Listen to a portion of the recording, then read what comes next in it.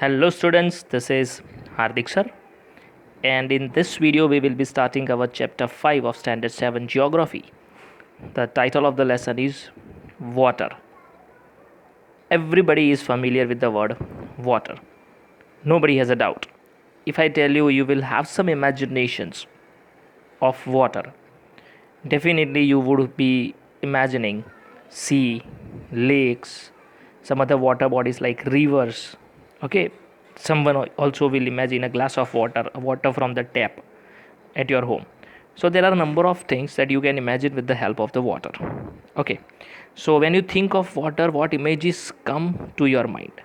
तरह तरह की images 100% आपको दिखेगी अगर सोचने की कोशिश करेंगे तो. So you will think of rivers, the waterfalls, the pitter patter of raindrops, water in your taps. So ये सब बिल्कुल आप familiar है. Children love to float paper boats in rain puddles. So जब बारिश के दौरान वो बारिश घर के पास से जब पानी बहना शुरू होता है, by that time children love to float such paper boats. By noon the puddles vanish और धीरे धीरे पानी उतर जाता है. And where does the water go? So this is the process which we are going to see. And water is also an important resource, very important resource. अगर हमने इसका केयरफुली यूज़ नहीं किया तो आने वाले दिनों में वाटर स्कैरसिटी बढ़ सकती है. So it's one of the most important resources. हालांकि वाटर साइकिल यानी आपको पता ही है कि जिस तरह से वाटर अल्टीमेटली हाइड्रोस्फीयर से एटमॉस्फेयर और एटमॉस्फेयर से लिथोस्फीयर, इन तीनों स्फीयर में घूमता रहता है. यानी पहले लेक्स, ओशंस, सी, उसमें से इवापरेशन होकर एटमॉस्फेयर में जाता है. एटमॉस्फेयर में वेपर के फॉर्म से वो बदल के वाटर ड्रॉपलेट्स बनता है कंडेंसेशन के बाद. एंड आफ्टर दैट कंडेंसेशन जब प्रिसिपिटेशन होता है तो वापस वो लैंडफॉर्म या सी के ऊपर आता है. तो ये एक प्रोसेस है नेचुरली जिससे हमें fresh water on the surface of the अर्थ मिलता रहता है. पर फिर भी हम देखते हैं, सुनते हैं, आपके आसपास आपने भी सुना होगा कि वाटर स्कैरसिटी यानी पानी की किल्लत जो शुरू हो जाती है. कई इलाके ऐसे हैं जहाँ पीने का स्वच्छ पानी तक नहीं पहुँच पाता है या दूर दराज तक पानी भरने जाना पड़ता है. सो पानी तो जब ये प्लैनेट पे लाइफ सर्वाइवल शुरू हुआ तब से most probably I can say कि उतना का उतना ही है. एक बूंद भी स्पेस में तो चली नहीं गई होगी. That you can understand. Okay, तो जो जितना पानी पहले था आज भी उतना ही है. हालांकि उसके फॉर्म्स चेंज हुए हैं. हो सकता है गंगा का पानी इवापरेट होके वो वापस जब रेनफॉल के थ्रू इस सरफेस पे आया तो धीरे धीरे वो अमेज़न तक भी पहुंचा होगा और अमेज़न का पानी शायद अरेबियन सी तक भी पहुंचा होगा. It is possible, but ultimately the water जो जितना था उतना ही आज भी है. पर फिर भी ये सवाल जो पैदा हो रहा है आज कि जिस तरह से पानी की किल्लत महसूस हो रही है लोगों को, सो ये ना हो और आने वाली पीढ़ी को पानी उनकी ज़रूरत के हिसाब से मिलता रहे. For that it is mandatory कि हम उसका काफ़ी केयरफुली इस्तेमाल करें. So let us start. सो यहाँ आप देख सकते हैं the sun's heat causes evaporation of water into vapour. तो सबसे पहले आप समझ सकते हैं कि वाटर का एक गैशियस फॉर्म में कन्वर्जन होता है. And that gaseous form of water is known as vapour. Vapour क्योंकि काफ़ी लाइट होती है बाकी गैसेस के मुकाबले, इसीलिए वो अपवर्ड्स यानी हायर लेवल पे ट्रैवल करती है. सो वाटर वेपर जब ऊपर जाती है it cools down and then it condenses. Condense means it is the reverse form of evaporation. So evaporation में water converted into water vapor. So in condensation the water vapor will convert into water. So as it is the reverse process. So जो इसमें पहले पानी से evaporation हुआ सो वो vapour बनी. Condensation में वो वेपर से वापस टाइनी वाटर ड्रॉपलेट्स बन जाती है और इसी तरह से ये बादल वगैरह बनते हैं. So from that it may fall on the land और sea in the form of rain, snow और स्लीट. और फिर वो रेन, स्नो और स्लीट के अलग अलग फॉर्म के थ्रू फिर यहाँ ज़मीन पे या सी के ऊपर ये पानी वापस गिरता है. सो जब वेपर बनता है you can understand that vapour consist of only H2O, that we can say the purest form of water. So in this cycle, this is known as water cycle, hydrological cycle. So in this process और with the help of this cycle ultimately हमें fresh water मिलता रहता है, यानी कि जो saline salty water है समंदर का, जिसे हम इस्तेमाल नहीं कर सकते, which is not for our consumption, तो उसी पानी को प्योरीफाई जैसे किया जाता है by this process we can say, the process by which water continuously changes its form and circulates between oceans, atmosphere and land. यानी hydrosphere, atmosphere and land means lithosphere. So the continuous movement of water in all three spheres is known as water cycle. So आप आपके हिसाब से definition सोच सकते हैं, क्योंकि आप ये पिछले कई सालों से पढ़ रहे हो, तो water cycle according to me is not at all a new thing for a student of 7th standard. Our earth is like a terrarium. यहाँ आपको टेरेरियम का मीनिंग दिया हुआ है, आप देख सकते हैं. It is an artificial enclosure for keeping small house plants, जैसा यहाँ एग्जाम्पल में दिया हुआ है. सो एक आर्टिफिशियल ऐसा एनक्लोजर है जहाँ हम इन सभी पौधों को, घर के पौधों को रख सकते हैं. सो यहाँ पे आप किस तरह ये अपना खुद का टेरेरियम बना सकते हैं, यानी कि पहले आप यहाँ कुछ कंकर पत्थर यानी कि सॉइल जैसा कंस्ट्रक्शन करेंगे, और आफ्टर दैट उसके ऊपर एक हल्का सा लेयर ह्यूमस का बनेगा. फिर एक बड़ा प्लांट होगा, उसके आसपास थोड़े छोटे प्लांट डाले जाएंगे, वाटर स्प्रिंकल करेंगे और ये जार को ऊपर से बंद कर देंगे. सो आपको धीरे धीरे जो ये वाटर यहाँ से रिलीज़ होता है in the form of vapour, वो आपको वहीं आसपास देखने मिलेगा. So you can go through this activity. So सब कुछ यहाँ पे आप देख सकते हैं. The water evaporates from the leaves and soil condenses and fall back in the form of drops of water, और वापस वो वहीं गिर जाता है. सो हम जो प्रोसेस यहाँ देख रहे हैं, it actually can be at your home. आप एक एक्सपेरिमेंट कर सकते हैं छोटा सा घर पे. Now as you can find our earth is also like a terrarium. तो यहाँ पे भी ऐसा ही होता है कि यहाँ से जो इवापरेशन हुआ है वो कहीं एटमॉस्फियर के अंदर ही रहता है, एंड अल्टीमेटली वहीं ये क्लाउड्स वगैरह बनेंगे और फिर वापस वही बारिश बन के नीचे पानी आ जाता है.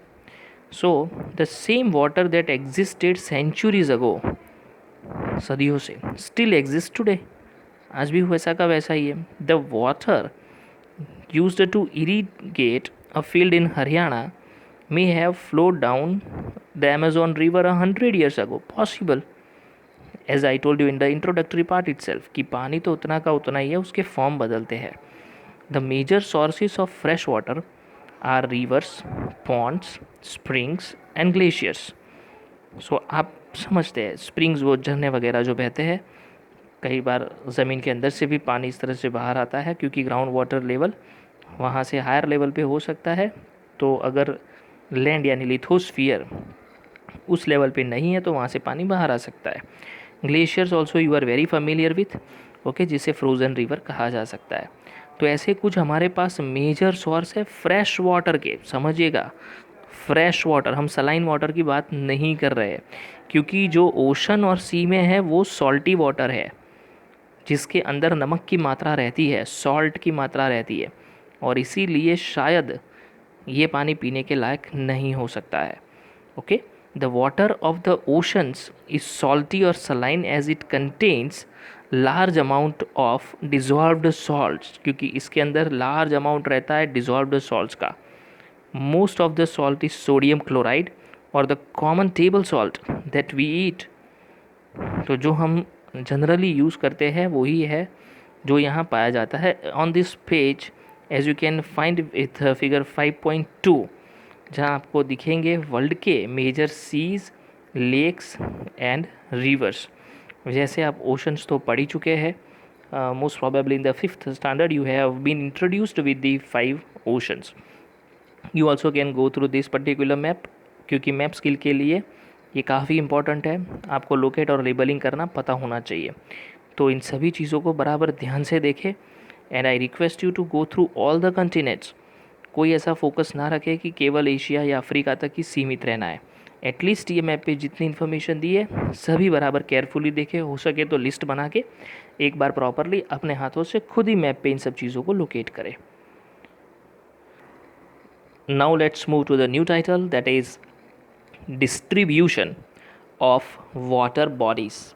तो जो डिस्ट्रीब्यूशन है वाटर बॉडीज़ का, ओके, जिसे आप सी, ओशन, आइस कैप वगैरह वगैरह से जानते हैं। So we all know that 3/4 of the earth surface is covered by water. 3/4 यानी 3/4 हिस्सा, अगर पूरी सरफेस के हम 4 हिस्से करें तो उसमें से 3 हिस्सों पे तो केवल सरफेस पे पानी दिखता है। अगर आप चाहे तो एक बार इस मैप पे देख सकते हैं कि 3/4 surface of the earth is covered with water and 1/4 surface is covered with lithosphere यानी कि लैंड। सो जैसा आप देख सकते हैं मैप पे भी आपने देख लिया, एक बार आप खुद भी उसे चेक कर लीजिएगा। सो जैसा आपने मैप पे देखा कि 3/4 हिस्सा सरफेस का वाटर से कवर्ड है, बट फिर भी इतना सारा वाटर होने के बावजूद why do so many countries face water scarcity, यानी यहाँ क्यों पानी की किल्लत है, क्यों फ्रेश वाटर इतना अवेलेबल नहीं है। बराबर ये सवाल आपके मन में पैदा होना चाहिए।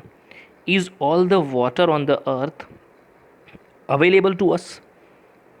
ऑल द वाटर, जितना आप देखते हैं, यानी समंदर हो या आइस कैप हो, ग्राउंड वाटर, क्या हर एक बूंद हम तक अवेलेबल है? नहीं या है? What ever the answer will be, the following table gives the distribution of water in percentage, कि परसेंटेज के हिसाब से कितना पानी कहाँ पे है। तो आप देख सकते हैं कि पूरा 100% जो यहाँ दिया हुआ है, एज यू कैन फाइंड 100%। सो सबसे पहले सबसे बड़ी मात्रा 97.3% जो ओशन में आ जाता है। Ice cap which consist of 2%। सो यहाँ तकरीबन आपके 99.3% ख़त्म हो गए। बाकी के 0.70 यानी कि 0.7% में ये आपकी हर एक चीज़ें यहाँ देखने मिल सकती है आपको। सो you can understand that out of those 0.7% also 0.68% which is constituted by ground water। So fresh water lake से लेके रिवर्स तक हमारे पास सिर्फ बहुत कम मात्रा में फ्रेश वाटर अवेलेबल है जो हमारे डायरेक्ट यूज़ तक पहुंच पाता है। हालांकि ग्राउंड वाटर भी हमारे डायरेक्ट यूज़ तक पहुंच पाता है, जिसे बोरवेल की मदद से पंप अप किया जाता है। सो यहाँ से लेके अगर ये सलाइन वाटर को आप छोड़ दें तो this all is constituted as the fresh water. So अब आप समझ सकते हैं कि हमारे पास जो अवेलेबल पानी है उसकी मात्रा कितनी है। नीचे आपको एक एक्टिविटी दी गई है यहाँ पे, अगर आप 2 लीटर पानी लेते हैं और ये एक्टिविटी करते हैं तो यू विल अंडरस्टैंड कि हमारे पास कितना पानी अवेलेबल है। और सिंपलेस्ट वर्ड में अगर मैं आपको बताऊँ तो आप 1 गिलास पानी भरिए, उस पानी के गिलास को भरने के बाद अपसाइड डाउन कर दीजिए, नीचे बकेट वगैरह रखिएगा ताकि उतना 1 गिलास पानी वेस्ट ना हो, और फिर वो ग्लास को सीधा करिए, you will find still some water droplets, और वो जितना बचा बस उतना फ्रेश वाटर हमारे पास अवेलेबल है। सो अब आप उसकी कीमत समझ सकते हैं कि एक single drop of water must not be wasted. यहाँ आपको एक्टिविटी में जैसा कि दिया गया है, आप पहले 2 लीटर पानी लीजिए, let it represent the total water on the surface of the earth. It means that this 2 litre of water is equal to the entire water available on the earth, including sea, ocean, river, सब आ गया इस पर। Measure out 12 spoons of water from this vessel into another bowl. जो आप 12 spoon निकालेंगे उसे पहले आप एक अलग जगह पे निकाल लीजिए, जैसे यहाँ पिक्चर में भी आपको दिख रहा है। Okay, so then the water that is left behind in the vessel, अब जितना पानी पीछे बचा है वो सब सलाइन है, वो सब सॉल्टी वाटर है जो ओशन और सी में पाया जाता है। This water is obviously not fit for consuming, जो हमारे कंजप्शन के लिए बना ही नहीं है। We can not use it, it is saline because it contains salts. जो 12 स्पून आपने निकाले वाटर के, that was taken in a bowl, is the total amount of fresh water on the earth. जितना फ्रेश वाटर ये अर्थ के ऊपर available है वो पूरा वो 12 स्पून में आ गया, जिसमें से आपको दिख रहा है कि 9 स्पून उतना तो हमारा आइस कैप में ही है, क्योंकि हम अभी फिगर में जाना पड़ेगा। The figure shows the distribution of this fresh water and you just have to go through it carefully. So try to understand कि जो 9 स्पून है 12 स्पून में से निकाला हुआ, उतना तो केवल आइस कैप में है। 2 स्पून जो आप देख सकते हैं, ओके, वो 2 स्पून ग्राउंड वाटर में चला गया है, तो 12 में से 11 तो चला गया। Half spoon is equal to fresh water lakes, और 1 ड्रॉप पानी, सिर्फ 2 लीटर हमने पानी लिया था, उसमें से 1 ड्रॉप ही केवल जिसमें हमारी रिवर्स आती है, और जिन रिवर को हम काफ़ी अच्छे से पल्यूट कर देते हैं। सो हम यहाँ ऊपर देख लेते हैं, जो डू यू नो में हमने 2 चीज़ें नहीं देखी। सो उसमें पहला आप देख सकते हैं व्हाट इज़ सैलिनिटी। तो यहाँ आपको डेफिनेशन दिया है, salinity is the amount of salt, कि पानी में कितनी मात्रा में सलाइन है, सॉल्ट है, ओके, तो उस चीज़ को हम कहते हैं सैलिनिटी। और जो जनरली माना जाता है वो रहता है कि that is the amount present पर 1000 ग्राम्स ऑफ वाटर। जो एवरेज सैलिनिटी है वो रहती है 35 पार्ट्स पर 1000, यानी जनरली 35 पार्ट्स के आसपास यहाँ सैलिनिटी बनी रहती है। दूसरा आपको जो डू यू नो में दिया है, Dead Sea in Israel has salinity of 340 grams per litre of water, यानी 1 लीटर पानी में 340 ग्राम के आसपास सॉल्ट रहता है। And swimmers can float in it because the increased salt content makes it dense, क्योंकि ज़्यादा सॉल्ट कंटेंट होने की वजह से वो पानी को डेंस बनाता है, उसका डेंसिटी बढ़ता है। डेंसिटी आपके लिए वर्ड आसान है, आप पहले पढ़ चुके हैं। डेंसिटी मीन्स यूनिट पर मास, कि कोई एक पर्टिकुलर मास है। अगर आपने 1 सेंटीमीटर का एक क्यूब लिया है और वो क्यूब के अंदर अगर आप कहते हैं कि इसमें इतना ये पर्टिकुलर एयर पाया जाता है, तो that is its density, okay. हो सकता है दूसरे क्यूब में अगर वही चीज़, दूसरा कोई गैस है और वो काफ़ी डेंस है, तो वो कुछ आपको इस तरह दिख सकता है। So that is density, unit पर मास। अब ये एक्टिविटी में आप समझ चुके हैं कि 1 ड्रॉप, यानी आसान भाषा में कह सकते हैं water is absolutely essential for survival, हमें पता ही है। Water alone can quench our thirst, सिर्फ पानी ही प्यास बुझा सकती है। Now don't you think we are wasting a precious resource when we use water carelessly.